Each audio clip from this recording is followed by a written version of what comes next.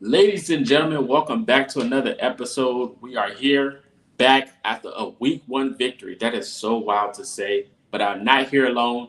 We're recapping the game week one, the Miami Dolphins versus the Indianapolis Colts. The Colts wind up walking away with a victory, B2A. The score was 8-33. It was a phenomenal game from beginning to finish. We're going to recap it the whole way through, but I couldn't do it here alone. I got my guy Landon with me. Landon, how we doing? Doing great, man. It's nice to be sitting here week one and to have this feeling because it's something that neither of us have gotten to experience in our time together. Something this fan base hasn't got to experience for a long time. So, and it wasn't just a win; it was a very emphatic victory. So I'm excited to get into some stuff, and I'll try not to victory lap too much on some stuff, but yeah, it was good. It was a good time. Well, unfortunately, I'm going to victory lap because I know you're going to preach to the masses when I ask you certain things, and that's all I'm here to do. Because I know if a lot of people don't know, they give Landon a lot of slack, and this is me speaking from the outside in. They give him a lot of crap week in, week out, and he tried to put us on notice a while ago, and a lot of people waved it off. And he got proof out there on social media. He posted it the other day, and of course, I read the comments and went through it and enjoyed it. But we'll get into that.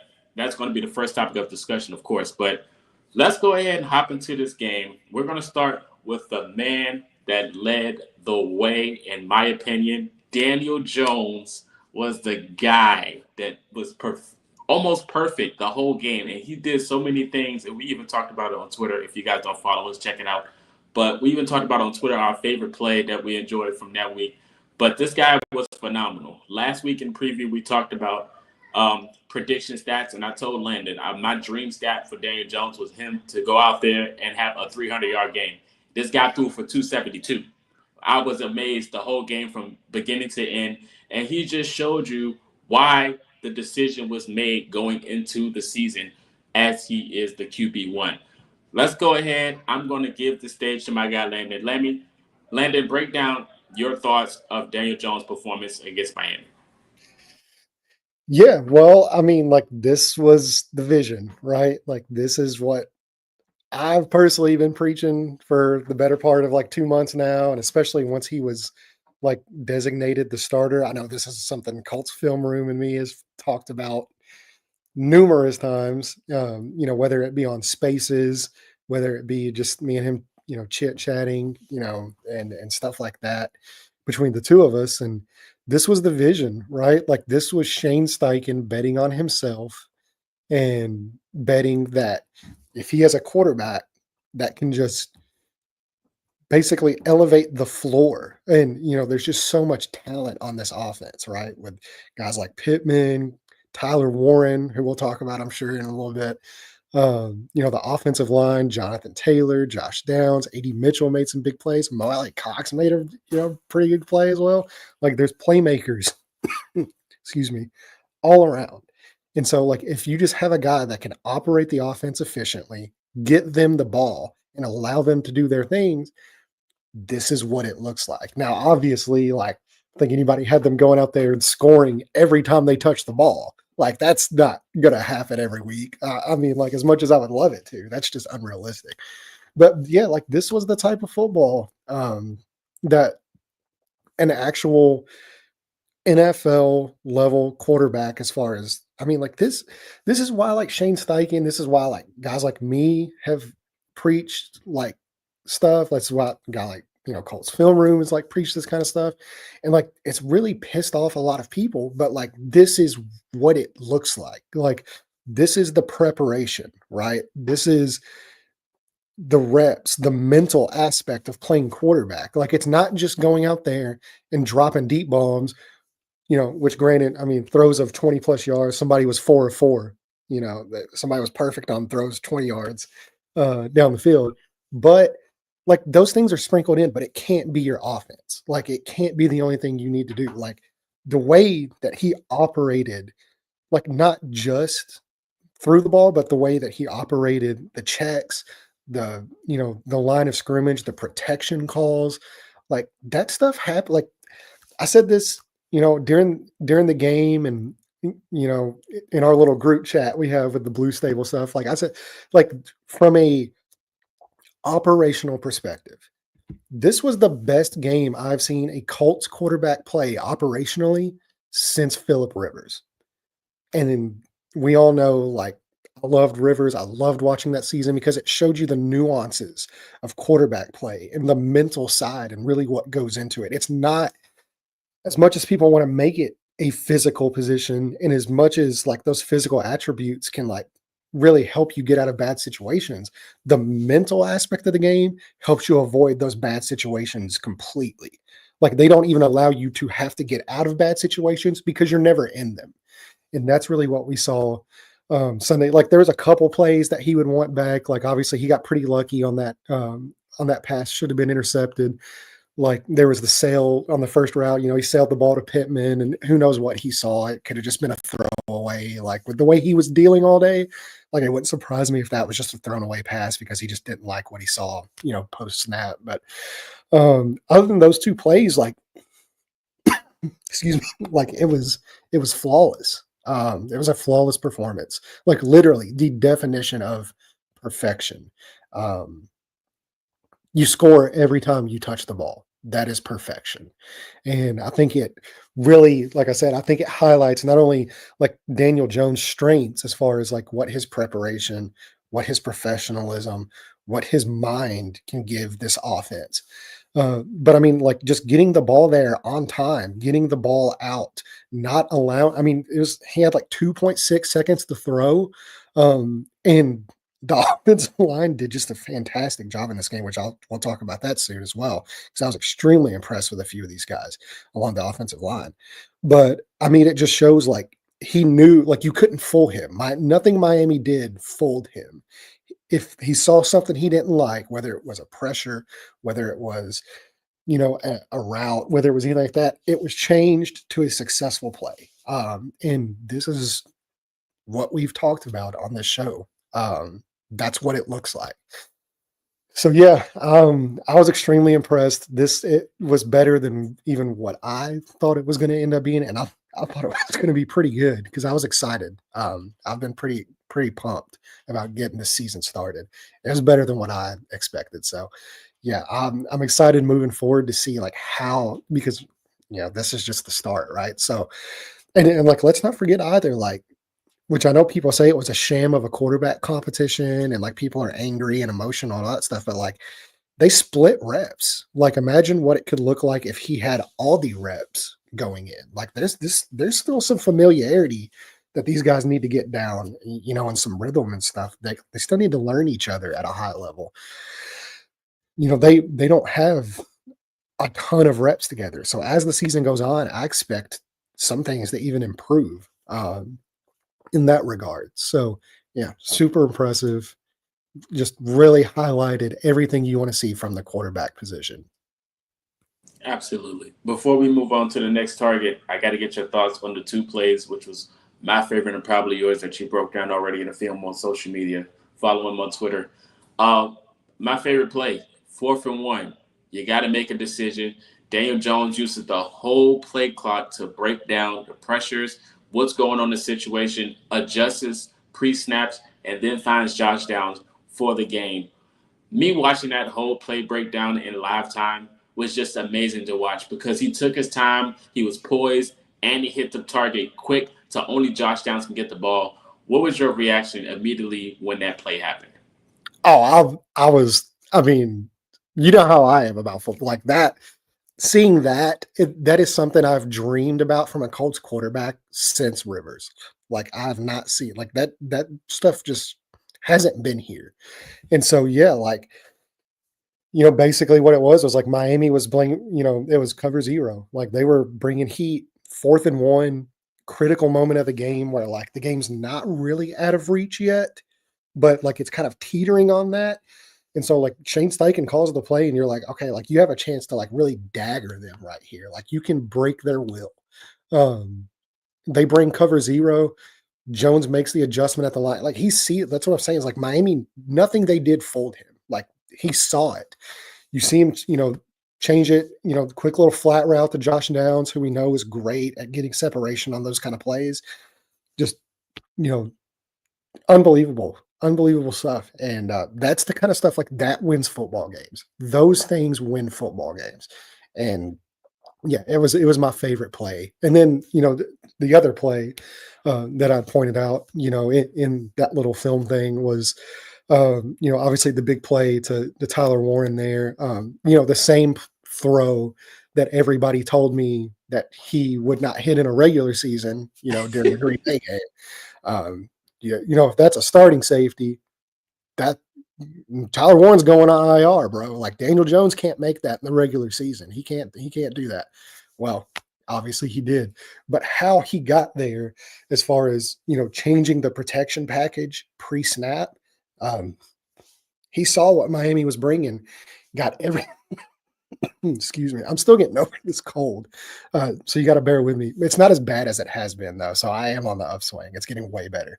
But yeah, man, like him seeing the pressure pre-snap and getting the offensive line into the perfect protection call that allows that type of play to develop to where he's not having to scramble and run around and just throw like a YOLO ball down the field. Like that was very much like in rhythm, hit Tyler. I mean, just a perfectly placed ball, to Tyler Warren, allows him to turn his back and kind of absorb that hit from the safety, because he is a 260-pound man that can absorb hits from guys that weigh 60 pounds less than him.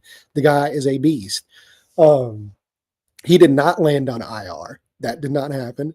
It was a very positive play.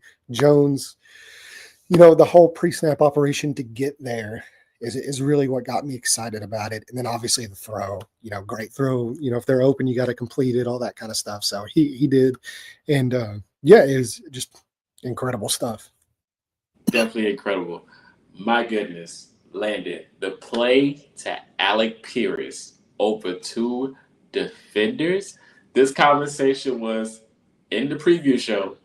We talked about when I mentioned his arm strength, and he was like, "Well, Daniel Jones still has an arm. It might not be Anthony Richardson, but he can throw the ball." And lo and behold, he threw the ball over two defenders to where only Alec Pierce can get it on the sideline. After that, I said, "Build him a statue. Build him a statue right now," because it was something we Yeah, I had mean, to. like you couldn't place that ball any better than when he placed it. And like for as much like maligned play is like he's gotten, and especially like from this fan base, like there's been virtually no support. McAfee even pointed it out to him on the Pat McAfee show. He's like 93% of this fan base was negative going into this season. There was 7% of people that believed, that were positive about the direction this team was heading in. Luckily, it feels good to be part of that 7% this week. But yeah, I mean, it was an unbelievable, just layered throw, but between that safety and that corner there, and Alec Pierce, I mean, just incredible body control from him, able to get those 2 feet down. Like he's just such a weapon in that area of the field, the way that he's able to control his body, the way he can go up and grab those balls. And yeah, like that's perfect throw, perfect catch, perfect scenario. I think it was like a 34-yard pass, if I'm not mistaken. But yeah, it was great stuff. And I think actually Colts Film Room is going to be joining us here in just a second.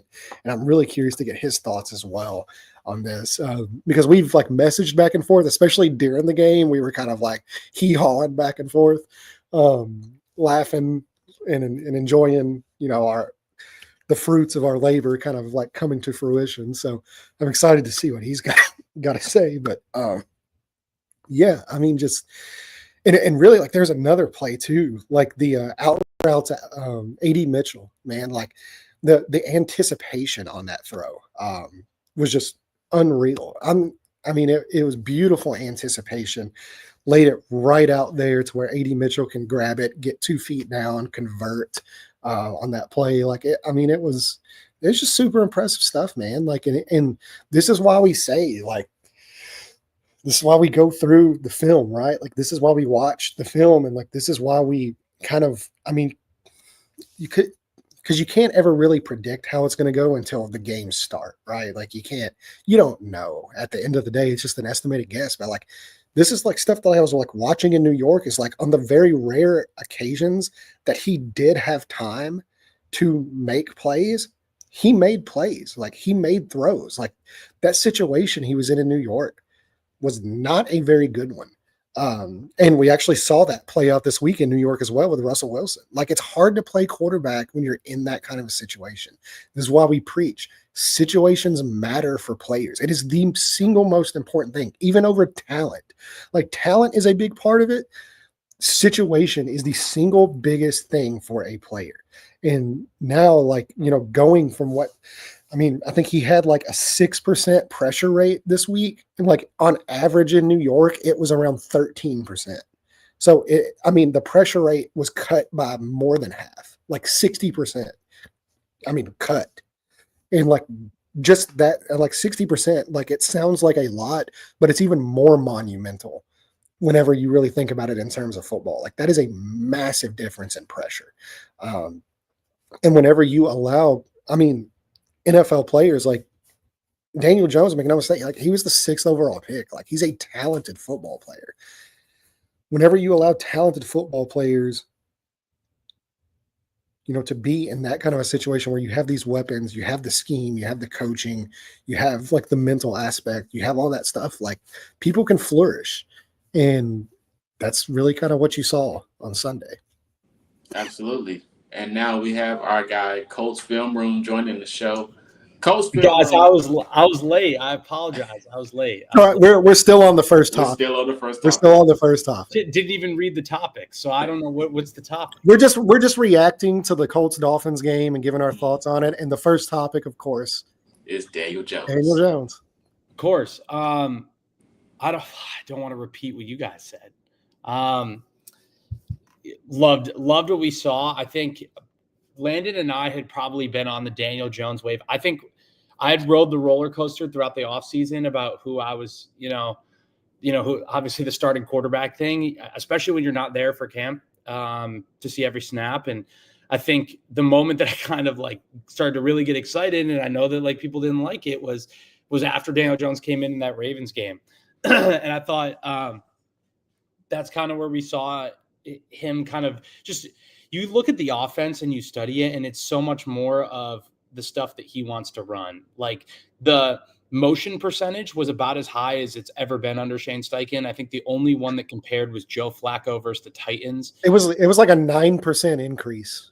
Yeah. Which is like massive. They were motioning close to 70% of the time, even shifted just by my charting of it. We saw different personnel groups. There were some 13 personnel. I think we're going to see that because I know Tyler Warren got a lot of the credit, and I did load it up and heard you of all people giving Tyler Warren credit. But I do think Drew Ogletree and Mo Alley-Cox actually deserve a lot of credit. I mentioned Mo Alley-Cox earlier. He did have the one catch in the flat.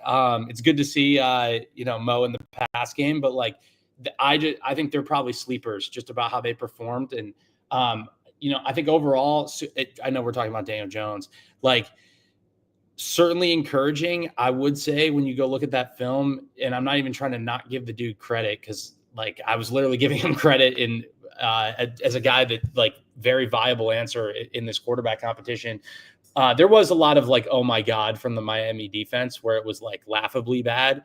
I think about that 17-yard throw into the flat versus JT. It's like, it's one thing to like not go cover. They motion into quads, and yet that's a tricky formation, but like you can't just not leave a dude covered.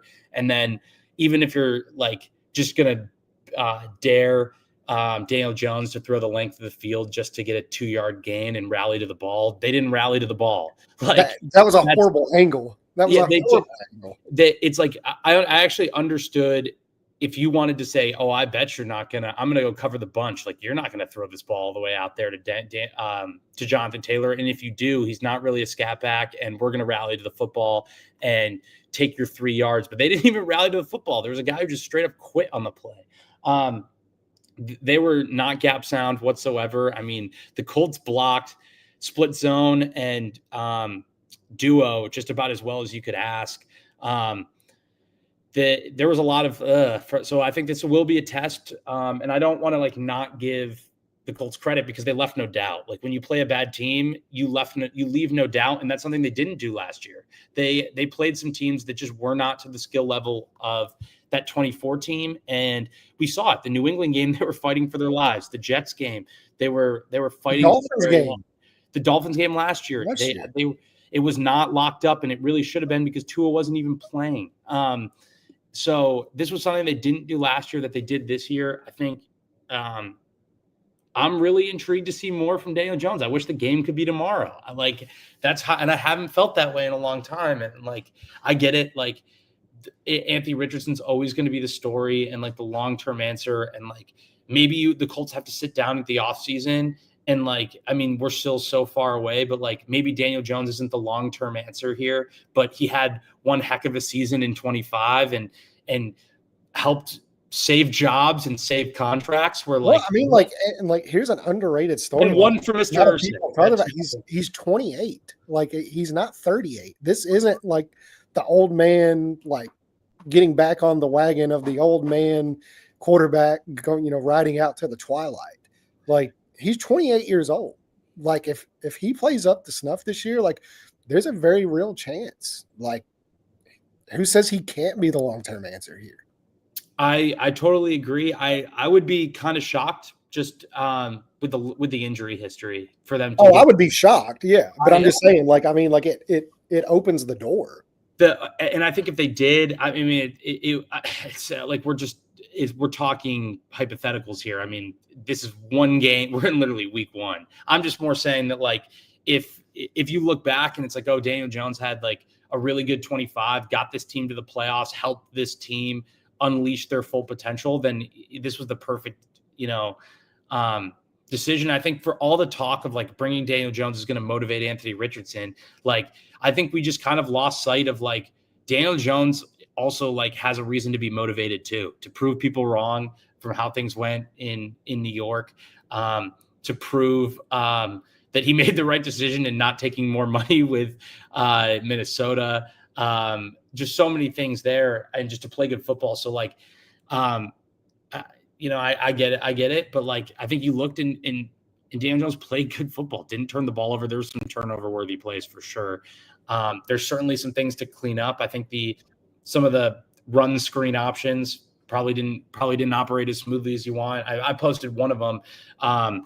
But I think for the most part, like, I don't know how you can't just be like, I'm excited to see more. I mean, like,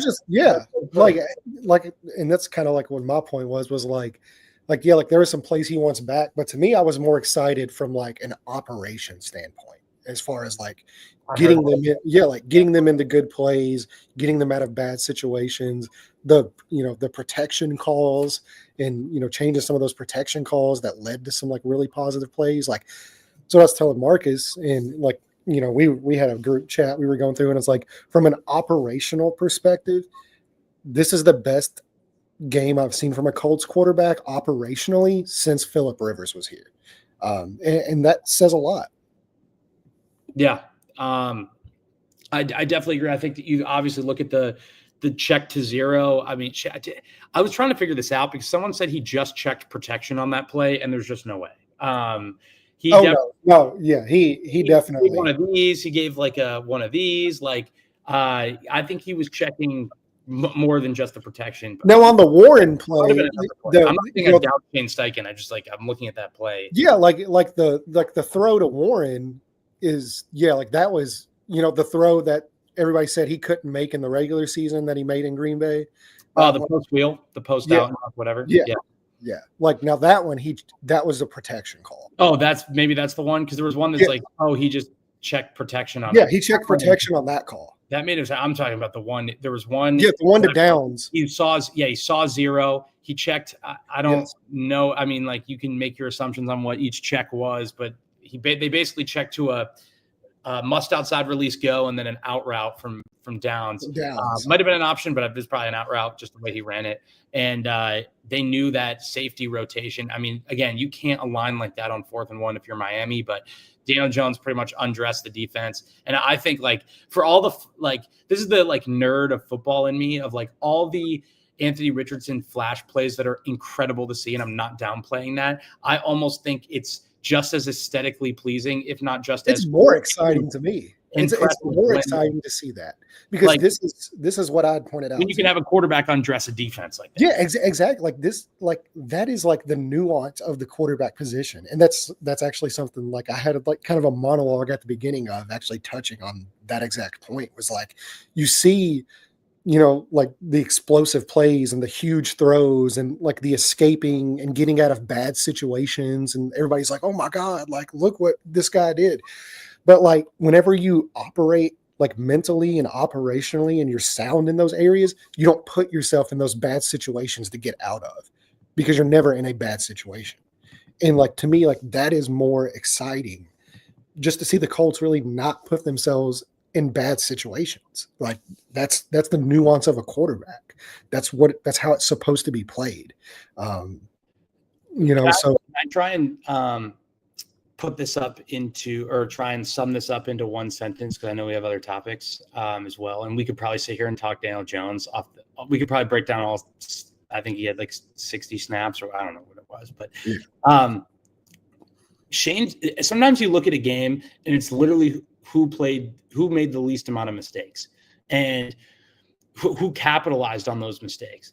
And I think in the past, the Colts have not been able to capitalize. Like like Anthony Richardson can make you wrong even when you're right, but he struggles to make you wrong when you were wrong. And I think that's something that Daniel Jones did, where like for all the mistakes that the Dolphins made on Sunday, Daniel Jones capitalized on every single one of them, left no doubt. And I think that's kind of how we're looking here. It's like, that's refreshing, because that wasn't necessarily the case. You could have a free access out route and it just wouldn't get completed, or you would have a certain concept where we gotta make that throw, and or we gotta make that read and it's not read. But on the same side, which we haven't seen from Jones because we haven't had to yet, is like, what can you do when the defense is right? When the defense has the perfect coverage for the look, when when you've got Nick Bonito on a speed rush coming around the edge and no one's open. Like that's where Anthony Richardson was able to make plays. We haven't necessarily seen that from Daniel Jones. So I think that's my final thoughts on it, is like, I don't know how you could watch this and be like, even if you were so pro AR and you wanted no part of Daniel Jones, I don't know how you couldn't watch this and be like, okay, I'm willing to listen. 100%. And before we hop into the next topic, which is the rookie, I wanted to give your thoughts because you was talking about Shane Steichen. We're going to go ahead and just quick segue to Shane Steichen. And I thought, as you guys were talking, I thought how funny it was, how aggressive he was the whole game. Every fourth down, let's go for it. The trust factor was there. And it's amazing that it's the same players from last year, but since that how the game was being played, the trust factor, I feel like it went to a different level. So I wanted to ask Coach Film Room, what was your thoughts on Shane Steichen, coaching process that whole game? Yeah, well, I mean, like I get probably made fun of for the amount that I think so highly of Shane Steichen, and I'm like very excited to see him be able to call the offense that he wants to be able to call. I think that, and again, I don't mean to like say this in a way to like kick a dead horse. Is that the expression? Beat a dead horse? Is that what it is? With beat a dead horse. He's like benched, and we're just talking about how like it graded it. Like that's not. Obviously, I wanted to see Anthony Richardson do well. Like that was not the case. I just think when you think of Shane Steichen being just this play caller, I just felt like some of the narratives last year are just not true. This like, oh, Shane's going to be the first one to be fired. Like, what are we saying? Like, this guy's a really, really good head coach, and the aggression is part of like his MO. Like he's done that at every turn since he's gotten here. And it was great to see, especially when you're up. Like, and I think he just has a really good feel for when you're calling plays. Like when you're starting to like do this, like I'm not in the offensive meeting rooms. I don't like talk to the coaches who are like calling the plays or whatever. Like I'm not on the headset is what I mean. Like when you're trying to chart the game and trying to figure out why X, Y, and Z is being called, it really makes sense. Like, hey, we're trying to take advantage of this compared to like maybe some of the offenses around the league. So, yeah, I really thought Shane Steichen, I'm excited. I just think he's like continuously put the team in a position to go like win games. Like it's not like it's very often or very rare that in his tenure that you look and you see the team is just completely unprepared. Like from start to finish, this team, nothing was working. Nothing is going well. Nothing looks good. Like I can probably count on my one hand in 3 years how many times that's happened. Maybe less. I don't like maybe less. I wouldn't even need the full hand. So Shane, to me too, like, and like this is whenever you know that you have a guy in that spot. Like there's a very, very small amount of offensive play callers in the NFL that whenever they get into a zone, that you just know, like everything works. Like no matter what they're dialing up, like everything is perfect. And I think you saw that Sunday, like guys like Kevin O'Connell in the second half last night, Sean McVay, Amazing game. Matt LaFleur, out in Green Bay with what he does. Matt LaFleur is probably the best. Like LaFleur, like those Sean McVay, Matt LaFleur are on a tier of its own. I would say. Yeah, like those kind of guys. Like and like I think Shane Steichen, like whenever he gets into a zone and whenever he's locked in, and just the way he is seeing things from a play caller's perspective, like it's one of the most beautiful things to watch because he just has an answer for everything you're doing. And it's not even like you need to know the nerd stuff that I love to obsess over. Yeah, like you can just see things like he's thinking about all that, but he's also thinking about, hey, we've called like 4 runs here. Like I'm probably going to give my offensive line a break. Let's throw a screen out there, or like let's throw like a quick perimeter screen, or like, hey, we just had a big play. Like here's the one thing to watch: whenever there's a big play that's inbounds, Shane Steichen's going hurry up. He's going to make you defend it. Like his use of hurry up is so like that's something you don't need to like. You can just be like a casual person watching the game and be like, okay. He probably has opposing coaches take more timeouts than maybe any other coach in football. He's very good at the hurry up, and like I think that's like the Chargers offense. Like Frank Reich came from that. It was very similar. Like the Colts have been a hurry up offense under Chris Ballard, like for a long period of time. I think it also comes into play. The quarterbacks, like you can just see the checks that, like, again, I'm not trying to beat a dead horse, but it's refreshing to see just how the operation at the line of scrimmage that I just don't. I'm not even saying that like operation. I'm just saying I don't even think that was trusted with Anthony Richardson in 23, just being so young and not having the reps. I don't think it was even there with Minshew to the level it's at. It was more. It was more. I saw Minshew make more checks. I just don't think it was. And I'm willing to put it out with Jones. Well, I think Jones probably is the most. Like he's the most experienced quarterback of anything he's the most experienced quarterback Shane Steichen has ever had, if you think about it, because he had rookie Herbert. Well, he had Rivers. Oh, well, yeah, but he wasn't play calling for Rivers. He was, I think, in the last season, maybe. CNOC? Yeah, I think in the last Someone season. Someone check me on that. Here we go. Let's look. Or maybe it was. Yeah, it was Herbert. I think he was the QB coach, and he was like I know he was the QB coach, but let me. I don't know. Someone can check me on that though. I don't know for sure, but he was the interim OC in 2019. Which Phillip Rivers might have been injured. Let me see. It was Rivers. I believe he was calling plays for Tyrod Taylor, and maybe Geno was on that team. This is we're going down a rabbit hole. Yeah. Anyway, like I think I really do think I think really highly of Shane Steichen, and I pushed back on the narratives all off season, and I'm not going to victory lap a week 1.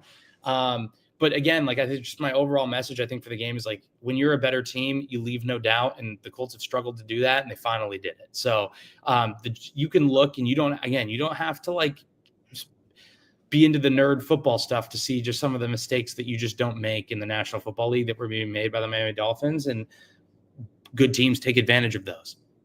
And like, if they can continue to do that, like they're going to win more football games than they're already a quarter of the way into what I've saw some people saying they were going to win. So.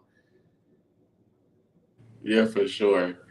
Oh, before we hop into this, Rick, next gen stats for everyone. The Colts made the next gen stat charts and probable completions. The pass Daniel Jones made to Alec Pierce was ranked 11th. The completion percentage was 29%. And the incredible yards after catch stat. The back shoulder. Yeah. The one to Pierce on the sideline. Yeah, the double covered one. And then you have the incredible yards after catch. Mo Ali Cox made the list, number 18. The yards after catch expected was 10, and he got 18. So shout out to those two guys. Yeah, I mean, that's awesome. I think it'll be interesting to see how it evolves with Pierce, because I would say that everyone basically, like even the experts that love Jones, was like, oh, this dude can't throw downfield, like it's over. And it's like, he didn't have to throw a quarters post or like, something like with 25, 30 plus air yards and like with some gas, but like, that's obviously a good throw. I don't think the deep ball is dead. I just don't think it's going to be relied on as much as it was last year. And that's completely fine and totally, like, they would much rather turn out 15-yard gains to get in to score points than they would try and throw these 40-yard bombs again. So it's good to see Pierce. It's contract year for Pierce, right? Yeah. Or extension year. I kind of forget. Yeah. Contract. Yeah. All right. Now, one of the other topics, rookie Tyler Warren made his debut in Indianapolis against the Dolphins, and it was nothing but perfection. That stud, the handsome son of a gun, went out there, made some splashes at the beginning of the game, and the blocking was impeccable. So I'm going to ask my two guys. We're going to start with Lando with this topic. What was your original thoughts of watching that guy, Tyler Warren, play football for the first time in a Colts jersey? I loved every second of it, man. And I'm gonna catch stuff for this all season. I already know. He wasn't a big Tyler Warren guy, and I could probably no. It's like, I just don't see it, man. Like, it's fine. I've been wrong before, but like, it did happen. It did happen. It did happen. But I do want to preface this by saying that once they signed the secondary, did I not soften up? No, you just didn't think Tyler Warren was going to be as good as he has been through one game. Well, situations matter. Yeah. Situations matter. I'm kidding. I'm not going to give you. Listen, you can go look through some of the terrible things I've said. We've all said stupid things. Oh yeah, but Tyler Warren, that one's going to come back to bite me all season for sure. Like, thankfully, like I'm happy. You would rather be right. I would rather be wrong. Yeah, for sure. It was incredible to watch, man. Like just the way that, I mean, I think they lined him up in like 6 different areas. I mean, obviously like the fullback conversion, and then, him going out in the slot and him going in. That's where like a lot of those motion plays came from, was putting Tyler Warren in motion and just getting matchups. And I mean, if a ball was pretty much near him and it was on target, like, he was coming down with that ball. One thing I did praise Tyler Warren on through the whole process was the yards after catch. Yep. That you did do. Yes, I've been a very big like yards after catch with Tyler Warren. Like, that was the strength. And I think you saw that play out, like, especially on that little, like, the little hitch route, like the little turn where he just kind of settled in the zone.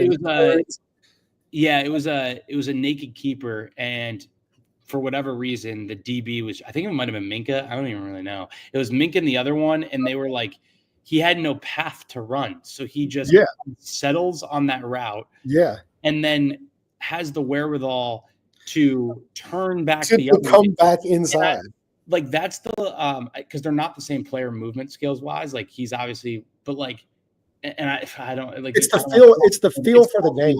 It's Kelsey like to have the eyes in your back of your head in terms of a tight end with that yards after catch, where like I've seen Kelsey do the same thing, where he'll catch something, he knows where the defender's leverage is going to be and spin out of it.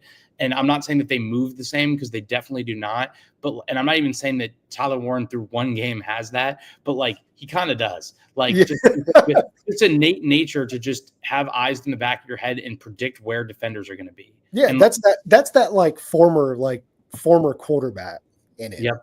It's just knowing where things are, and like it's not really something that, it's just one of the things like whether you have it or you don't. And he definitely has it. I thought the hands were strong. Like, to me, the most impressive thing, and this is actually weirdly enough like an area where he kind of struggled in the preseason, but the blocking. The blocking was unbelievable. There were a couple of times I know, like there was one where like he was isolated on Chop Robinson, and Chop Robinson had a phenomenal rookie year. That's a good player. That's a good player. That's a really, really good pass rusher. And whenever you can have a tight end that can 1v1 that kind of a pass rusher, that level of talent as a pass rusher, and I'm sure those guys probably did that quite a bit in practice together at Penn State. But yeah, I mean, that just opens up so much for what you can do. And like the way that he was able to finish blocks and drive guys into the ground. And I mean, took on Judon and played him. So I think it's about as good of a debut as you can ask for. Well, yeah, 43 yards on your first ever NFL drive is just ridiculous. And I think they made a concerted effort to get him the ball. It's going to be interesting to see them balance this. And this just kind of shows that, like, I would say, and I'm open for like debate here and for people to call me crazy. And I'm not trying to be biased whatsoever at all. I would say the Colts, they don't have the top end talent of the rest of the league, but they might be as deep as anyone. Like, they don't have the guy, like, I'm not putting anyone on the Colts to the level of some of the elite skilled players in the league, but like they might have just the depth, especially at receiver. But like one thing that kind of bothered me last year is that Josh Downs comes off the field way too often. I think this is an 11 personnel offense, and we did see a lot of 2 tight ends, even 3 tight ends at one point. Play action pass, and I think that kind of fits more of what Daniel Jones does, kind of the under center play action, probably more than Anthony Richardson. But if you can find completions, who cares? My argument before was like, why are we taking Josh Downs off the field to have 2 guys that aren't going to run routes? Now you kind of need to have 2 tight ends to get Tyler Warren favorable matchups, because this dude I wouldn't say he's a great blocker, but I don't think you don't want him on the ball because he can't motion. So you can't get him on the run. I think he's best when like he can drive. Like he doesn't have necessarily the arm length. Yeah. The length, or just like it's just not how he moves to be able to like, he can like anchor, but it's more like, it's a different type of strength where to drive someone off the ball. But when he gets that step as a head start, like once he gets going, it's like a lawnmower. It takes forever to load up, but like once you do, you're just going. And it's like, that's kind of where you need to have Mo Alley Cox, who's more of that on the ball tight end, to give him some of those matchups. So it'll be really interesting to see how they go about it, because I have to go look at the snap counts, but like Josh Downs is too good to come off the field, and he didn't play a role in this past game. That is getting way too critical, and it's not even a valid criticism because you won 33-8, but like you scored every time you touched the ball. So like for me to sit here and be like, oh, like why is Josh Downs coming off the field? Like whatever you're doing worked. Yeah, like what are we doing here? I'm more saying that I thought that was a more of an issue last year that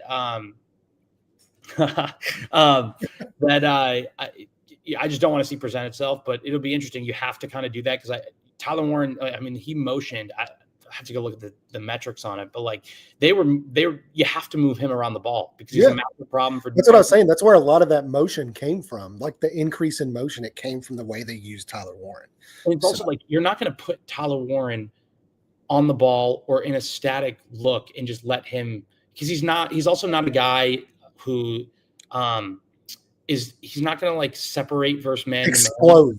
Yeah, it's a different, and it's not like he can't. It's more that like his separation is marginal, but you just got to throw him the ball anyway because he's coming down with it. Like his hands are just ridiculous. And like the feel for space is ridiculous. Like even the out and up that he caught, like there was a safety high, and like Jones throws a good ball there to prevent that, but like just the ability to like absorb that feel for space, and it's like,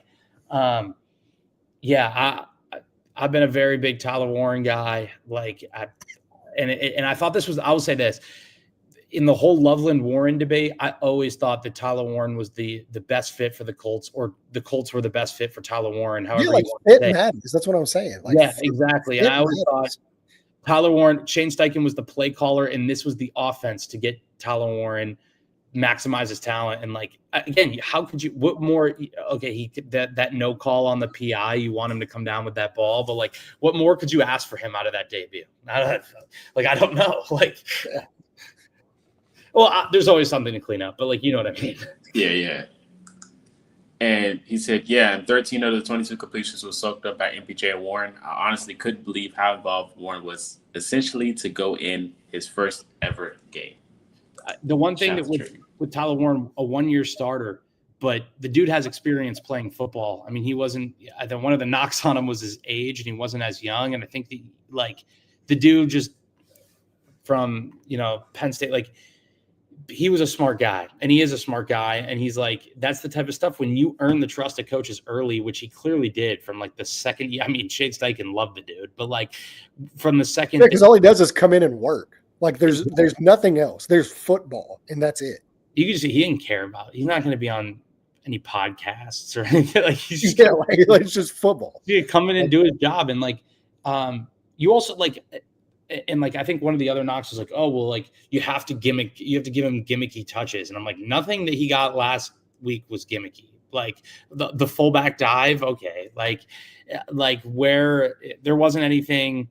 Yeah, of course we're going to throw him a tight end screen. Like, of course we're going to get him on the move. I thought there was another one where it was just it was a shallow cross. He sat down, turn that into like a 6-7 yard gain. Probably shouldn't have been anything.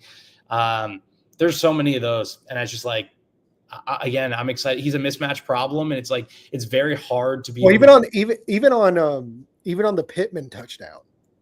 Yeah, if that's Kylan Granson, that's Mo Ali Cox, that's anyone. They couldn't call that last year, like because sure, like schematically with cover 2, you're going to have a 2-on-1 on that safety, but like that. They were basically going to. That safety basically had to make a choice. Is like, do I leave? Something similar versus Denver, and like, or maybe it was versus New England, and it's like those seams. Like now you're making them defend every inch of the field. Yeah, like that safety had to make a choice. It's like, well, like because the minute that corner didn't get depth, and once Pittman kind of used that inside leverage, to take that out, to take it upfield. I mean, like you have Warren running there, and then you have Pittman running there, and the safety's like, well, like, who do I choose? And like, obviously, like he chose wrong, but it's almost like you don't. Whoever you choose, you're going to be wrong. In the past, they cloud Pittman and they take their. And then they just like you live with Kylan Granson. Yeah, you're dropping this situation. To the Granson, I have a hot take with the Granson thing. I don't think he was trying to shade the Colts at all. I think Zaire Franklin does. I felt like it was shade at first. But he didn't expect us to win that game like that. So he was like, "Oh, I didn't think." Oh yeah. So Zaire Franklin, as most of you know, which I don't know if because it just came up on my YouTube like an hour or two ago. He's got the podcast he's doing now, like with the NBA guys and all that. He's the NFL guy on there. He actually made some pretty poignant comments towards Kylan Granson about that post. Like he was. It really rubbed him wrong, and he as it should. He said some stuff towards Granson. I'll have to go watch. I personally didn't think it was shade. I think he was making a joke, and like again, I think it was probably making a joke, but Zaire Franklin did not. I kind of felt it a little bit. I was like, I think what rubs people. They're from Philly, and that's what he told him. Yeah, and that's what he told him is he needs to watch out. I actually almost respect it. I'm gonna be honest. I know that like fans don't love that he's doing another podcast. I think it's hilarious. I totally respect it. Enough about that. I think Tyler Warren had an incredible debut. I think there wasn't a lot more you could have asked for him. I do think they are like going to bring him along as the block. Like the blocking was good, and he certainly he's good for those pancake highlights. Had a really good crackback block on. Yeah, he's had some really good blocks. I think he was like almost like overhated in that category for whatever reason. Like it was like, the curve that's like the really, really dumb guy and then like the really, really smart guy at the bell curve. And then like the middle is like the guy crying. You've seen that meme? That's no. Tyler. You've seen that? I haven't seen the meme. Yeah, I will send it to you after. Someone in the comments definitely knows what I'm talking about, but it's like, it's basically trying to say that like, the people in the middle are like the majority of people are overthinking, while the really, really smart people, or like the really, really intellectual people and the really, really dumb people are all thinking the same thing. And that was Tyler Warren blocking. If you just looked at like his highlights, oh, this guy can block. Then there's a lot of guys who are like, oh, he doesn't do this for and Z. And then the really smart people are like, no, yes, he did.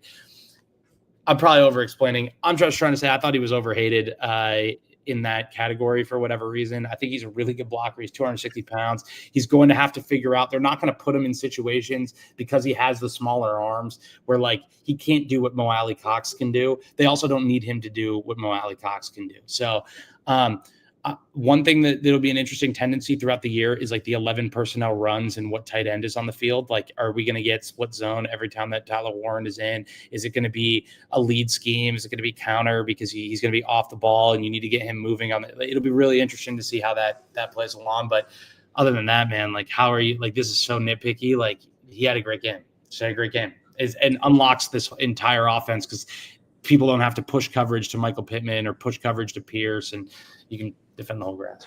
So Absolutely.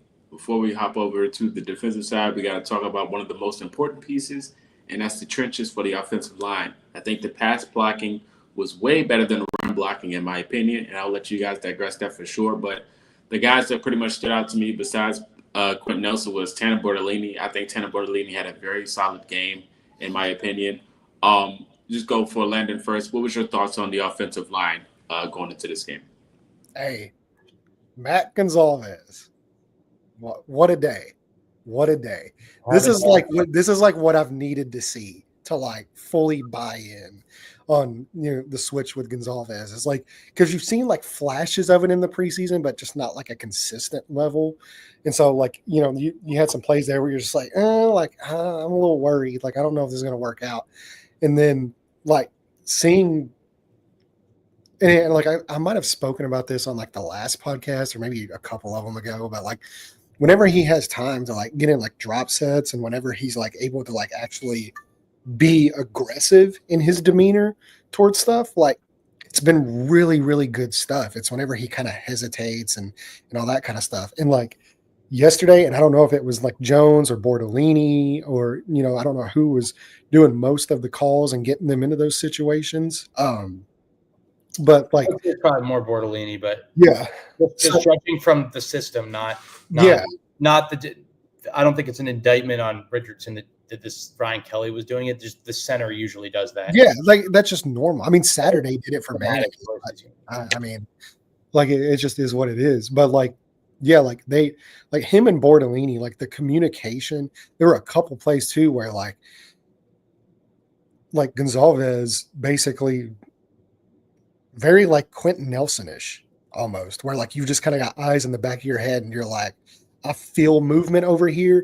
I'm going over here. And like he makes a crucial block in a big spot for that. And like, it was really, really impressive. I think from Bortolini and I think from Gonzalez, just really, really impressive stuff for two guys that had pretty big question marks. And like, let's not mistake, we can talk about Miami's defensive, scheme or defensive, very underrated defensive line. Like that defensive line is extremely talented. Like Siebert's there, like one of the best defensive tackles in football, just in my opinion. And then, obviously Judon's there, Bradley Chubb's there, Chop Robinson's there. Like they've got some like super talented guys along that defensive line, and they added Kenneth Grant as well. Yeah, Kenneth Grant, first round pick. How he did. They had Phillips. Yeah, regardless, the point being, very, very talented defensive line. If anything, that is where their talent is. And the answers that the Colts offensive line had for everything they did, just extremely impressive. And like, I know we've preached this a bunch, and I'm just going to keep preaching it again. While that guy is here, and as long as he is here, we need to give Tony Sperano Jr. so many flowers for the job that he does year in and year out developing these guys. It's unbelievable. I'm gonna go retweet my old tweet. It was like name an underrated coach, and it was a picture of Tony Sperano Jr. Dude, I mean, like it doesn't matter if it's Will Fries, it doesn't matter if it's Bernard Ryman's development.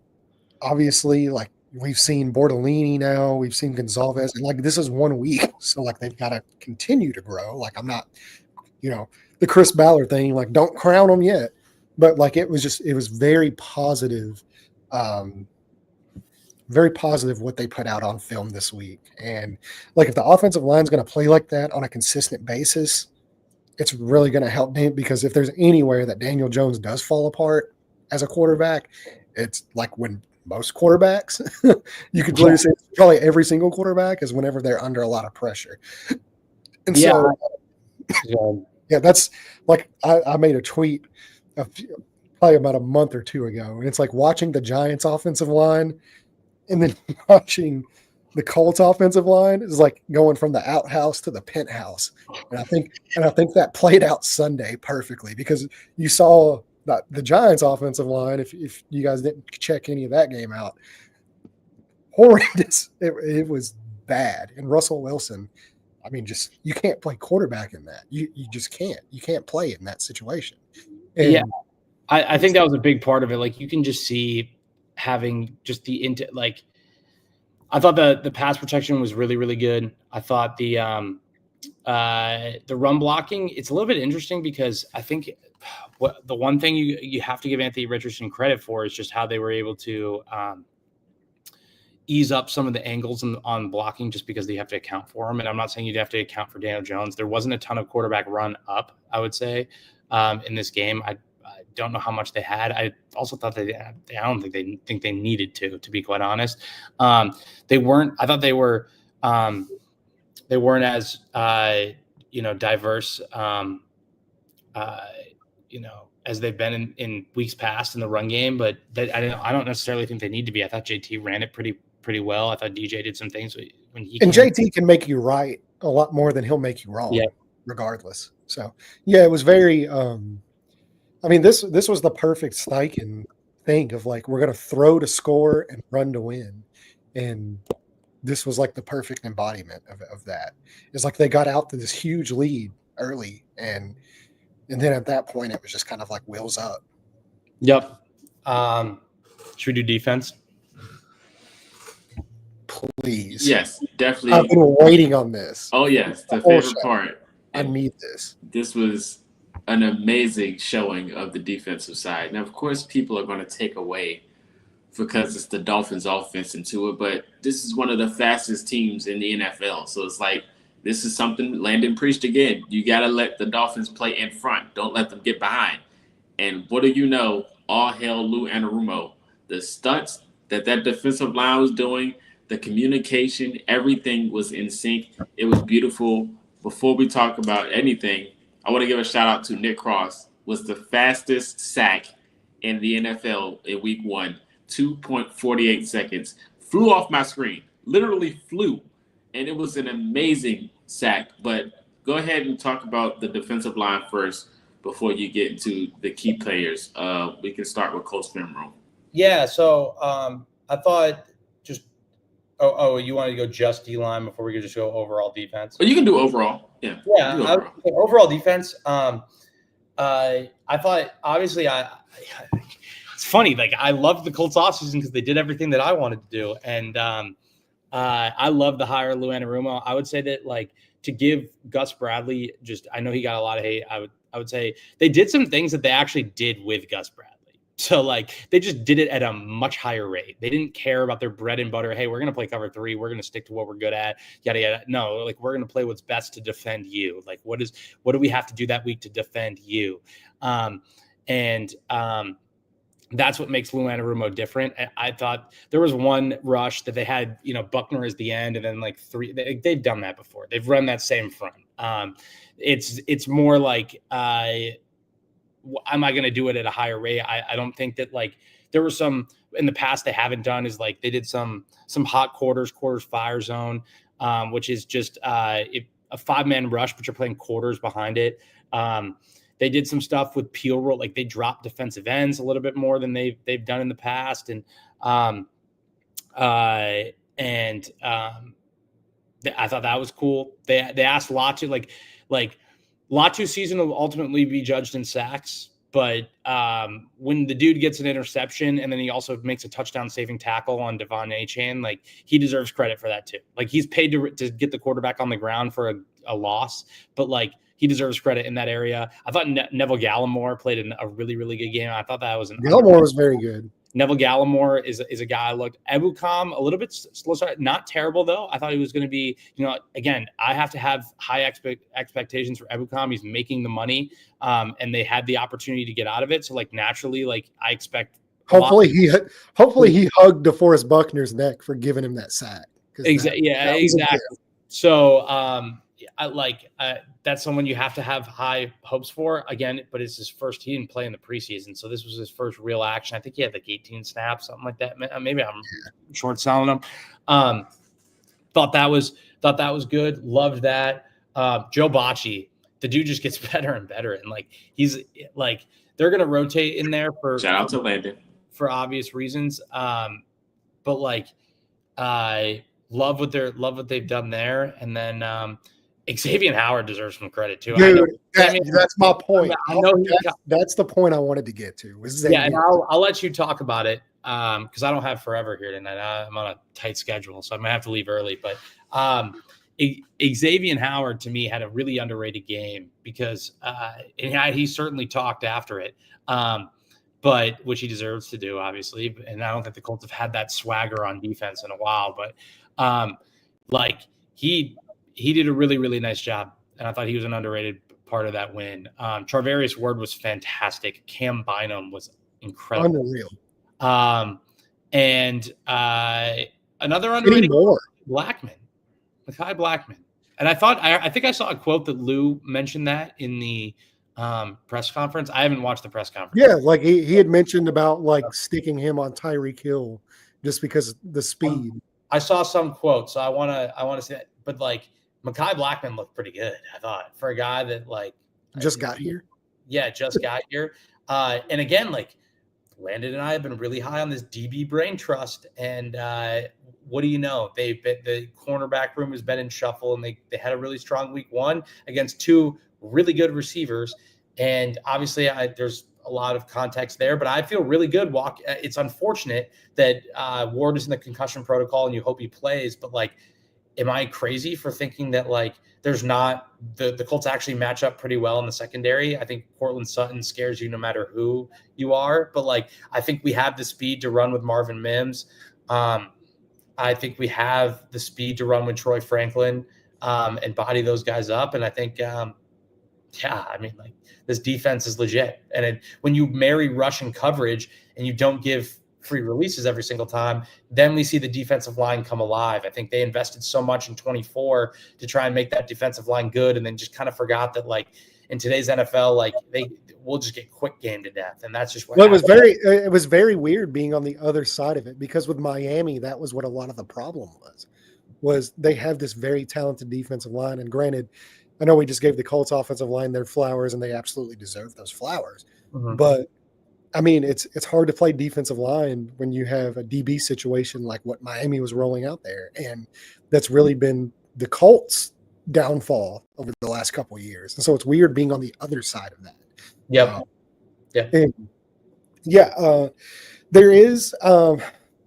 There's a little bit of concern. I don't know if I'm necessarily concerned. They played drop 8, a little bit more. So like there was, there wasn't as much, they rushed 3 more than, I think it's just all matchup based. Like, I don't like what you're going to see this week and what they did in Miami. I don't know if you're going to see that in Denver. If anything, like they're probably going to look at a lot of what the Titans did and try to implement that because they made Bo Nix really uncomfortable for a lot of that day, and he didn't really have a strong game. So, I mean, it's hard to really take much of it going forward. I will say, because I did have that tweet back in January and I know we've kind of laughed about it, but it was one of those, it's like, if you guys got really mad at Gus Bradley dropping Latu in coverage, boy, do I have some news for you. This was always going to happen. Yeah, because Lou does it at a much higher rate than what Gus Bradley did, and it paid off. And a lot of it, not to downplay the performance, but like a lot of it was like Tua's decision making was just just not there. Like he was very frazzled in this game. It was bad. It was bad on him. Like there was some. I was looking. There were completions out there. There were completions. Defense. There were some opportunities that two of them take to gash him. Well, even on the Bynum interception. I mean, like that. That's base cover 3. Like that's just normal. And and they had Tyreek Hill on that cover 3 beater on the inside, and he just sky mailed it. I mean, like it wasn't anything that was exotic or Lou doing anything crazy, mad scientist. It was just a missed throw. He just sky mailed the throw, and Bynum, of course, took advantage of it because you have to take advantage of those when you get them. So same thing on the Latu pick. Like Latu was in all credit to him, but like he had a wide receiver open and flat, and if he just takes that easy completion, they're going to convert on that down, and that's a first down. And instead, he looks away from it for whatever reason. I don't know why he did, and I don't know why he didn't take it, but he threw the ball straight to where Latu was. So like you take advantage of those opportunities, and but overall, yes, it was very, very positive day for the defense. Xavier Howard, I thought nobody has talked about him. Haven't really seen any mention of Xavier Howard online anywhere. And I thought, as far as the secondary goes, like he was incredible. And something else that has really plagued this Colts team ever since I can remember in the Chris Ballard era that was not present, tackling. Like, I mean, just an unbelievable job of tackling throughout. I got to go watch it a little bit closer to that, but yeah, I would agree. Yeah, it was a great job. Charvarius Ward. Actually, I can think of more examples than Charvarius Ward's a tackler. Great tackler. There were really outside of like the missed stuff to obviously the Achane touchdown. There was some stuff there, and actually like looking back on that, rewatching it again, like Kenny Moore kind of tripped. And kind of like fell over on his own feet. So he wasn't really in a great position there to make that play just because he slipped. But I mean, overall, Zaire Franklin had a really strong day tackling. Bocce, great day, in the office tackling. Charvarius Ward, I thought was incredible when it comes to, tackling. Because, I mean, he allowed completions. But that's the thing is like, we're going to give you this 3-yard completion, but that's all you're getting. Like you're not getting anything more. So.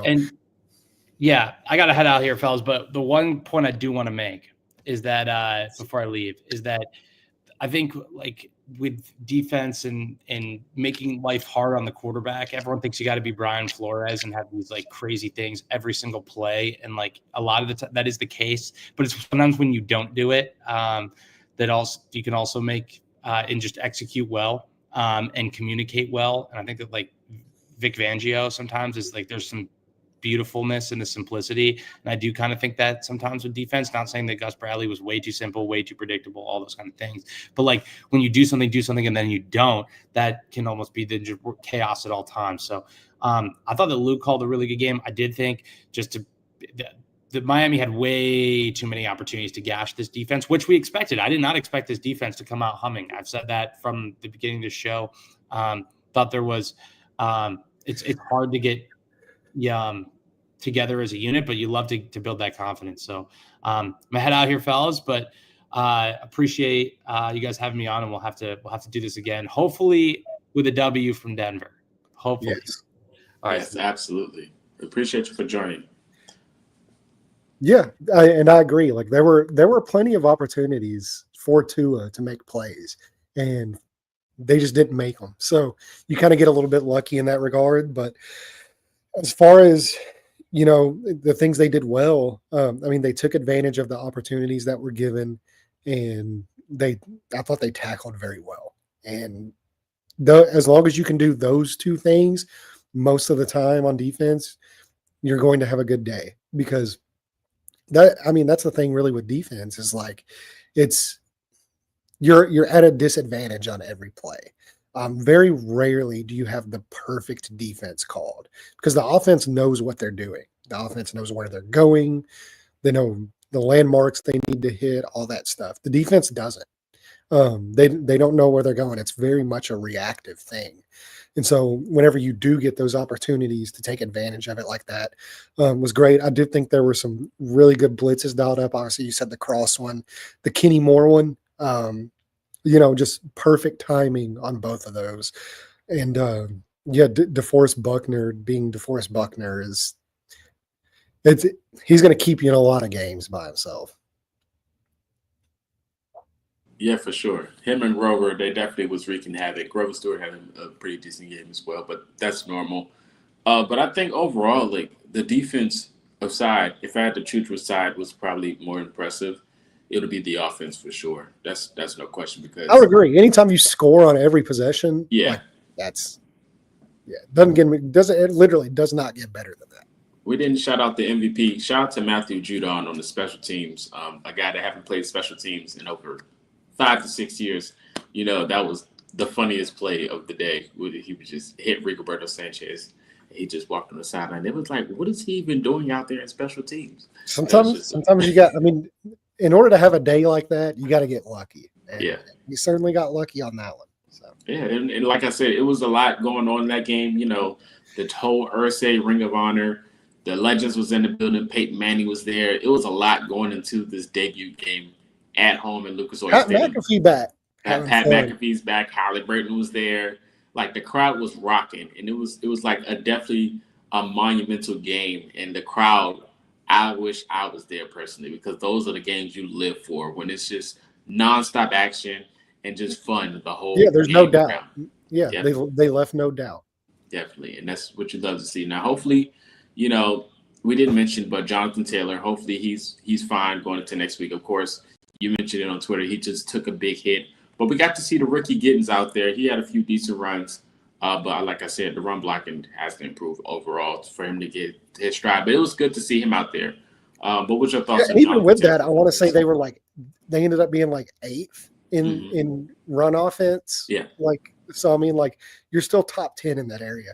The real concern is if you're looking at like advanced statistics, they actually rank 32nd in run defense right now.